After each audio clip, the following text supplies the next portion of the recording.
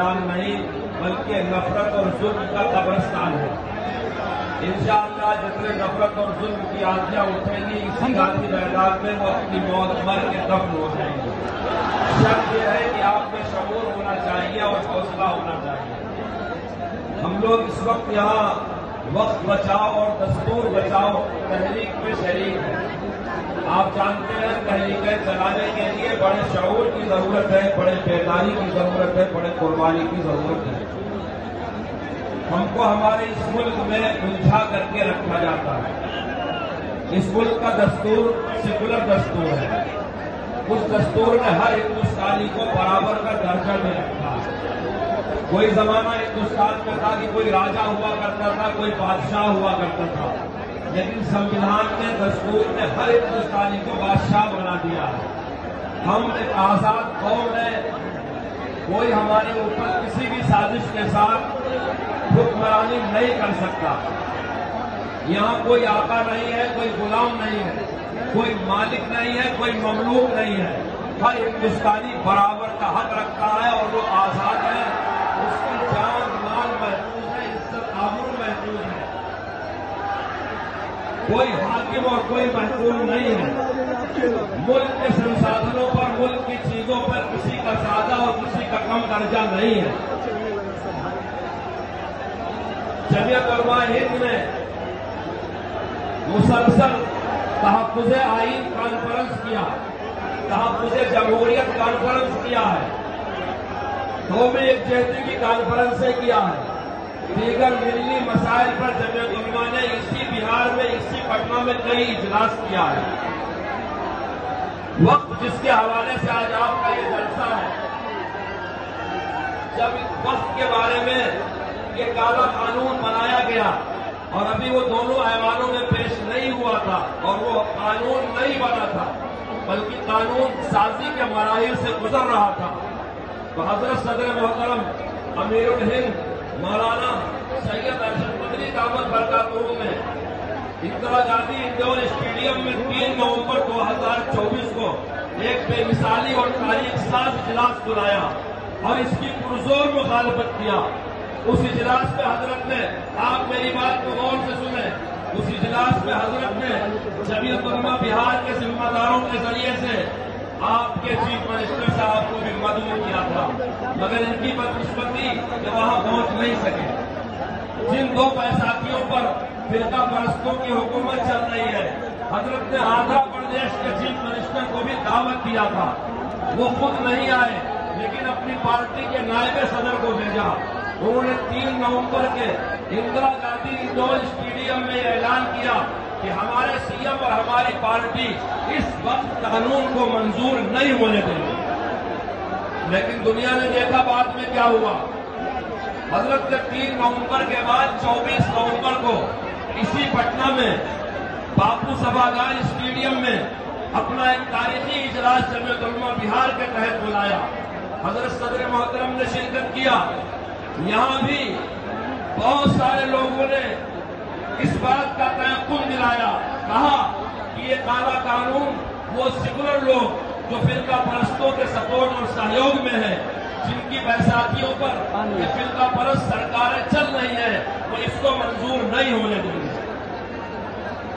حضرت نے پھر 15 دسمبر 2024 کو صوبہ آندھرا پردیش کی تاریخی شہر کڑپا کے آزاد نگر میدان میں بہت تاریخی اجلاس کیا اور اپنی بات وہاں رکھی، اور ہندوستانی مسلمان اور ہندوستانی سیکولر عوام کیا چاہتے ہیں وہاں کی سرکار کو اچھی طرح واضح کر دیا۔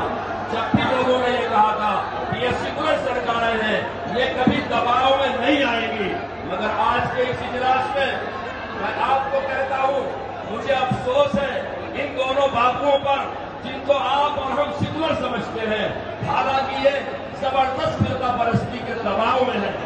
ہونا یہ چاہیے تھا اگر کسی مسئلے سے انہوں نے سپورٹ کیا تھا تو یہ ڈرا کر کے اپنی بات کہہ سکتے ہیں، مگر مجھے افسوس ہے ایسے سیکولر لوگ جن کو اس ملک کی ریاستوں میں عرصہ دراز تک چیف منسٹر رہنے کے تجربات ہیں، جن کو لوگ سوشل سمجھتے ہیں، خدمت گزار سمجھتے ہیں، سیکولر سمجھتے ہیں، جن سے انصاف کی امیدیں رکھتے ہیں، وہ فرقہ پرستوں کے دباؤ میں آ گئے اور انہوں نے اس قانون کو منظور ہونے میں پورا سپورٹ دیا۔ جب صدر جمہوریہ کے دستخط ہو گئے تو حضرت صدر محترم نے سپریم کورٹ میں اس قانون کو چیلنج کیا، کیونکہ ان مراحل سے گزرنے کے بعد وہی ایک راستہ ہمارے پاس باقی رہ جاتا ہے کہ ہم اپنے ملک کی سب سے بڑی عدالت سے رجوع ہوں اور اس سے انصاف کی گہار لگائیں۔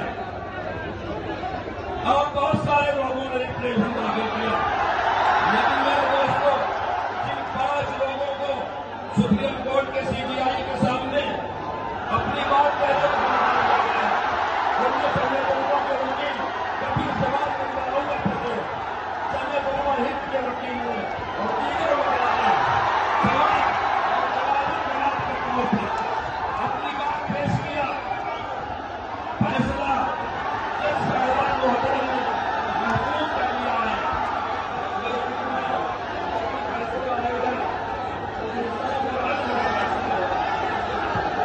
آج پٹنہ کی سرزمین میں امیر شریعت مولانا احمد علی فیصل رحمانی نے وقت کی ضرورت کو سمجھتے ہوئے دستور بچاؤ اور وقت بچاؤ کے نام پر اتنی شان کانفرنس بنائی ہے کہ انسانوں کا کاٹے مارتا سمندر گاندھی میدان میں بھرا ہوا ہے۔ حضرت صدر محترم مولانا سید ارشد مدنی امیر الہند علی برکاتہ کو حضرت امیر شریعت مولانا احمد علی فیصل دعوت برکاتہ نے فون کیا تھا، حضرت کی صحت ناساز ہے، حضرت کو تشریف نہیں لا سکے، اپنا پیغام بھیجا ہے اور یہ ظاہر کرنے کی کوشش کیا ہے کہ حضرت امیر الہند کا اعتماد حضرت امیر شریعت کو حاصل ہے، ان کی تائید حاصل ہے، ان کا تعاون حاصل ہے۔ حضرت کے پیغام کو آپ کو میں دیتا ہوں۔ الحمدللہ والصلاة والسلام علی سیدنا محمد وعلی آلہ وصحبہ اجمعین۔ محترم حضرات، السلام علیکم ورحمۃ اللہ وبرکاتہ۔ یہ سلام آپ کو امیر الہند صدر جمعیت علماء ہند حضرت مولانا سید ارشد مدنی دعوت برکاتہ پہنچا رہے ہیں۔ عمارت شریعہ بہار، اڑیسہ، جھارکھنڈ و مغربی بنگال کے وقت بچاؤ دستور بچاؤ کانفرنس پٹنہ میں خود شرکت کا ارادہ رکھتا تھا، لیکن طبیعت کی خرابی کی وجہ سے میں شامل نہیں ہو سکا۔ میں اس پروگرام کی کامیابی کے لیے دعا گو ہوں اور ان تمام لوگوں کی خواہشوں اور کوششوں اور قدر کی نگاہ سے دیکھتا ہوں جو اس پروگرام کے انعقاد میں پیش ہے۔ وقت کے تحفظ کی لڑائی ہمارے وجود کی لڑائی ہے، قانون ہمارے مذہب میں براہ راست داخلت ہے۔ وقت کو بچانا ہمارا مذہبی فریضہ ہے۔ مسلمان ہر چیز سمجھوتا کر سکتا ہے، لیکن اپنی شریعت میں کسی طرح کی مداخلت برداشت نہیں کر سکتا۔ وقت ہمارا مذہبی اور شرعی مسئلہ ہے جس پر علماء امت کا اجماع اور تمام مسلمانوں کا اتحاد ہے۔ آج بھی آپ کا یہ جلسہ تمام ملتی جماعتوں کا جلسہ ہے۔ مذہب کی ابتدا ہمارے نبوت سے ہو گئی تھی، خود آپ صلی اللہ علیہ وسلم نے بھی وقت کیا اور دوسرے لوگوں نے بھی وقت کیا۔ آپ کی زمین پر سب سے پہلی مسجد قباء بنائی اور مدینہ منورہ میں بھی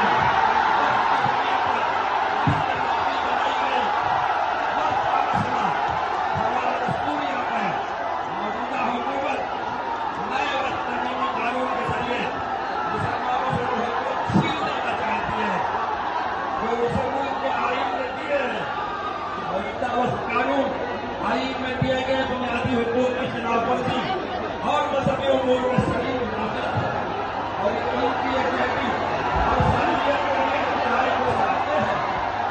ہم نے اس طرح کے ظلم اور ناانصافی کے خلاف پہلے بھی لڑائی لڑی ہے اور آئندہ بھی لڑیں گے۔ وقت اسلامی شریعت کا بنیادی حصہ ہے، اس لیے اس میں کوئی ایسی تعمیل قابل قبول نہیں ہو سکتی جو اس کا مذہبی کردار اور شرعی بنیاد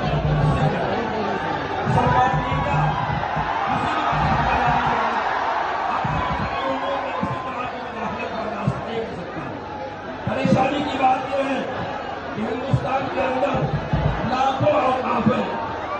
موجودہ حکومت اس قانون کے بعد اور مسلمانوں کے آپ کو دور جوڑ کر کہہ رہی ہے کہ یہ قانون اوقاف کی حفاظت کے لیے لگایا گیا ہے.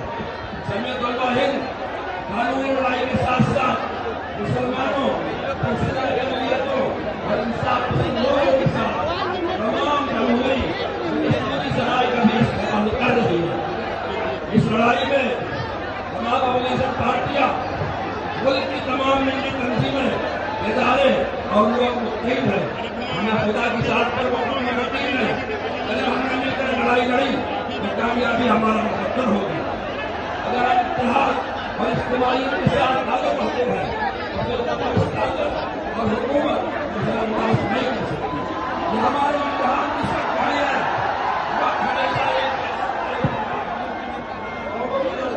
گھڑیاں آتی رہتی ہیں. مسلمان کے اندر کھڑا ہونے کے لیے نہیں آ رہا ہے. مسلمان 1400 سال سے انہی حالات میں زندہ ہے اور قیامت تک زندہ رہے گا انشاءاللہ.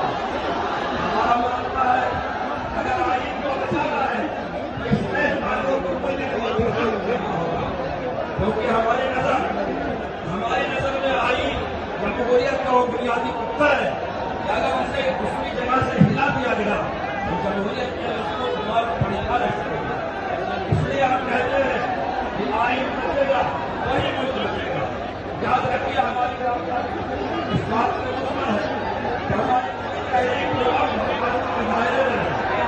ہمارے پروگراموں میں انصاف کو نظارے رکھنے کے لیے بڑے اقدامات موجود ہیں. آگے بڑھنے جا رہا ہے. اس مسئلے کو ہماری لڑائی دنیا پرستی اور سکولوں کے درمیان ہے. ملک کو لے جانے سے یہ وقتی پروگرام پر کیا جا رہا ہے. سرکاروں کی اکثریت کو وقت کی آڑ میں مسلمانوں کا ملک کی اکثریت کو وقت کی آڑ میں مسلمانوں کے خلاف سرکار کر دیا گیا. چنانچہ اکثریت کو یہ باور کرانے کی سازش بھی ہو رہی ہے. وقت کے نام پر مسلمانوں نے سرکاری سطح پر قبضہ کر رکھا ہے اور سراسر غلط یہ کام ہے. حقیقت ہے حقیقت اس کے خلاف ہے. حکومت نے خدا اوقات کی زمین پر قبضہ کر رکھا ہے. ہماری پوری کوشش ہونی چاہیے اور اکثریت کے شہروں میں وقت کے متعلق بھری جا رہی ہے. ان کو تباہ حکومت کریں. علماء اپنے آئینی حقوق کا استعمال کرتے ہوئے وقت میں کروڑوں کے خلاف عدالت میں گئی. اس معاملہ پر سپریم کورٹ نے اس توقع اور سنجیدگی کا اظہار کیا. اس نے صاف اشارہ دیا کہ عدالت محسوس کرتی ہے یہ احساس کا معاملہ ہے اور وقت زمینی قانون غیر آئینی کام ہے. مختلف سماعتوں کے دوران جمعیت علماء ہند کے سینئر وکیل ایڈوکیٹ کبیر سراج نے مدلل بحث کیا. ان کی جو آخری بحث تھی وہ بہت پر اثر تھی. عدالت نے فریقین کے دلائل اور بحث سننے کے بعد فیصلہ محفوظ کر دیا ہے. امید ہے کہ فیصلہ انشاءاللہ آئین کی بالادستی کو بہتر رکھے گا اور ہمارا مزید کو ملے گا. افسوس یہ بات یہ ہے کہ ملک کو ایسی حالت میں پہنچا دیا گیا ہے کہ انصاف کی تلاش کی. بسم اللہ الرحمن الرحیم. بچوں بات سنو خاموش ہو جاؤ.